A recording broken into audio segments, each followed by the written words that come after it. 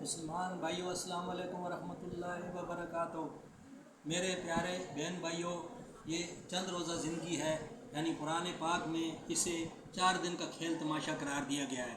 اس کو اگر ہم اللہ تعالیٰ کے احکامات پہ گزاریں تو بہت اچھی گزرے گی، اور ہمیں اللہ تعالیٰ کے احکامات کی پابندی کرنی چاہیے۔ تو ہر انسان کو چاہیے کہ اپنی زندگی کے اچھے برے کاموں پر غور کریں کہ ہم نے آخرت کے لیے آگے کیا بھیجا ہے۔ تو دونوں جہانوں کے لیے انسان کو توشہ درکار ہے۔ جیسے دنیا کے لیے انسان کو سفر کے لیے اپنے سفر کے لیے اخراجات سارے اپنے عملہ رکھتا ہے، تو ہم کو آخرت کے لیے بھی چاہیے توشہ، تو اس کے لیے بھی انسان اپنی آخرت کی تیاری کرے، تو یہی انسان کی کامیابی ہے۔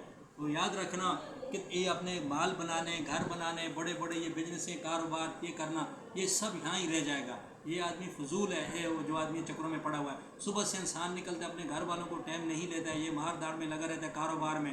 تو یاد رکھیں نا، انسان کاروبار میں جب بڑا وسیع کاروبار اختیار کر لیتا ہے، پھر اس کو نقصان ہو جاتا ہے، پھر وہ سر پکڑ کے بیٹھ جاتا ہے، پھر وہ پریشان ہو جاتا ہے کہ انہوں نے سوچا بھی نہیں تھا کہ مجھے اتنا بڑا نقصان ہوگا۔ تو یہ اللہ تعالیٰ کی طرف سے پھر کیا ہوتا ہے، اس کی زندگی اس کے لیے عذاب بن جاتی ہے۔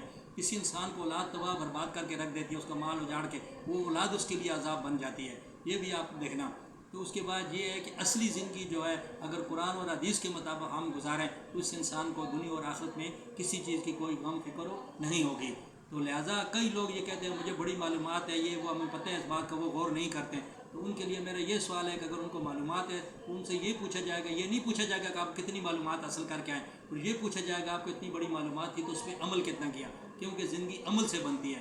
جو چیز آپ عمل سے جس کام کو کریں گے، خلوص سے کریں گے، اخلاص سے، یعنی اخلاص کا مطلب یہ ہے کہ اللہ تعالیٰ کے لیے خالص وہ کام قابل قبول ہوگا، وہ نیکی قابل قبول ہوگی جو اللہ کے خالص اس کے لیے کی گئی ہے۔ اور یہ جیسے ہم لوگ کسی کے ساتھ امداد مدد کر کے اس کو جتلاتے رہتے ہیں، اللہ تعالیٰ سے سخت ناراض ہوتا ہے۔ اس کے اللہ تعالیٰ نے قرآن پاک میں یہ مثال پیش کی ہے کہ ایک انسان پتھر کے اوپر مٹی ڈال کے اس کے اندر اناج بو دیتا ہے، وہ جم تو جائے گا، فصل ہو جائے گی، جب بارش آتی ہے اس کو بالکل روڑ کے لے جائے گی، اس کو بالکل ختم کر دے گی، اس کا نام و نشان مٹ جائے گا۔ اس طرح جتلانے والے کی نیکی اس طرح ختم ہو جاتی ہیں، جیسے لکڑی کو کھا جاتی ہے، آگ بھوسے کو کھا جاتی ہے، اس طرح اس کی نیکی جو ہے برباد ہو جاتی ہے۔ لہٰذا اپنی نیکیوں کو برباد نہ کریں، کوئی کام بھی کریں تو خالص اللہ تعالیٰ کی رضا کے لیے کریں، اور آپ خلوصی نیت سے کریں، تو اللہ تعالیٰ آپ کو اور مجھے سمجھنے کی توفیق عطا فرمائے۔ اور جو لوگ میری باتوں کو غور سے سنتے ہیں، اللہ تعالیٰ ان کی دنیا آخرت اچھی کرے، اللہ تعالیٰ ان کو کسی کو محتاج نہ کرے، اللہ تعالیٰ ان کی جائز ضرورتوں کو پوری کرے، اللہ تعالیٰ ان کی مشکلات کو آسان کرے، جن کاموں کے لیے وہ جدوجہد کر رہے ہیں اور ان کے لیے مشکلات پیدا آ رہی ہیں، اللہ وہاں آسانیاں پیدا کرے، اللہ ان کو کسی کا محتاج نہ کرے، اللہ دنیا اور آخرت میں ان کو شاد و آباد رکھے۔